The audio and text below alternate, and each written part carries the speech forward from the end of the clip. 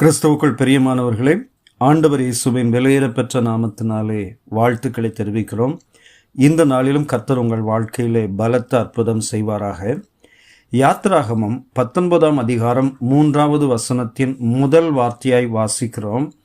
மோசே தேவனிடத்திற்கு ஏறி போனான். மோசே தேவனை சந்திக்க போனார்.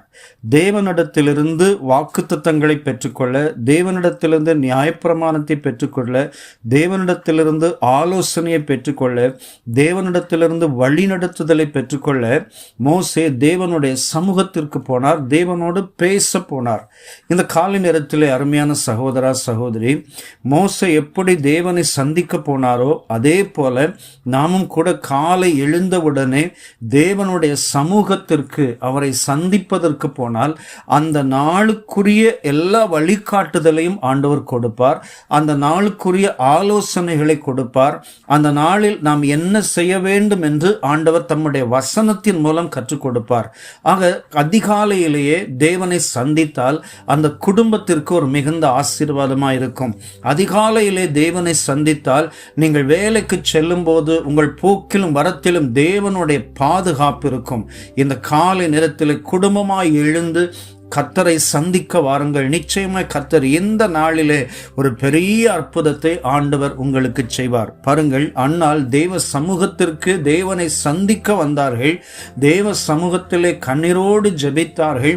கர்த்தர் அந்த ஜெபத்தை கேட்டு தீர்க்கதரிசியாகிய சாமுவேலை கொடுத்தார். பாருங்கள், அப்போஸ்தலனாகிய பேதுருவும் யோவானும் தேவனை சந்திப்பதற்காக தேவாலயத்துக்கு கடந்து போனார்கள். போகிற வழியிலேயே ஒரு சப்பானி சுகமாக்கப்பட்டான்.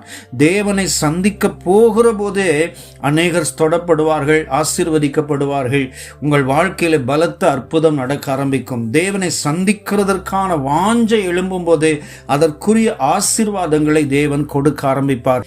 இந்த காலை நேரத்திலே தாவீது சொன்னது போல ஆகாமிய கூடாரங்களில் வாசமாய் இருப்பதை பார்க்கிலும் தேவனுடைய ஆலயத்தின் வாசற்படியில் காத்திருப்பதையே நான் தெரிந்து கொள்வேன் என்று சொன்ன வார்த்தையின்படி நாமும் கூட தேவனுடைய சபைக்கு, தேவ சமூகத்திற்கு காலையிலேயே சென்று கர்த்தருடைய நாமத்தை மகிமைப்படுத்தி, கர்த்தரை தொழுது, தேவனுடைய வசனத்தை வாசித்து, தேவன் தரும் ஆலோசனைகளை பெற்று நடக்க ஆரம்பிக்கும் போது கர்த்தர் பலத்த அற்புதங்களை நம்முடைய வாழ்க்கையிலே, குடும்பத்திலே, தொழிலிலே, படிப்பிலே, எல்லாவற்றிலும் ஆண்டவர் செய்வார். எல்லாவற்றிலும் ஒரு பாதுகாப்பை தேவன் தருவார். தேவன் தம்முடைய தூதர்களை அனுப்பி அந்த நாளுக்குரிய எல்லா பாதுகாப்பையும் ஆண்டவர் நமக்கு கட்டளையிடுவார். நம்ம எல்லாரும் சேர்ந்து இந்த காலை நேரத்திலே ஆண்டவரே, எங்கள் குடும்பத்தின் மீது, எங்களுடைய எல்லா சூழ்நிலைகளின் மீது தேவன் தம்முடைய வல்லமை அனுப்பி கிரியை செய்வீராக. நாங்கள் அதிகாலமே உம்மை தேடுகிறோம். இந்த காலை நேரத்திலே நாங்கள் உம்மை சந்திக்க வந்திருக்கிறோம். எங்களுக்கு இந்த நாளுக்குரிய கிருபையை எங்களுக்கு தந்து அற்புதமாய் நடத்துவீராக. இந்த நாள் முழுவதும் ஆண்டவரே உம்முடைய கரம் எங்களை தாங்கி நடத்தட்டும். எந்த பகுதியெல்லாம் சத்துரு எங்களுக்கு விரோதமாய் எழும்ப அவன் பதிவிருக்கிறானோ, கண்ணி வைக்கிறானோ, ஆலோசனைக்கிறானோ, அவைகளை எல்லாம் தகர்த்து போடுவீராக. அந்த கிரிகளெல்லாம் அழித்து போடுவீராக. கர்த்தர் எங்களோடு வந்து யுத்தம் பண்ணுவீராக.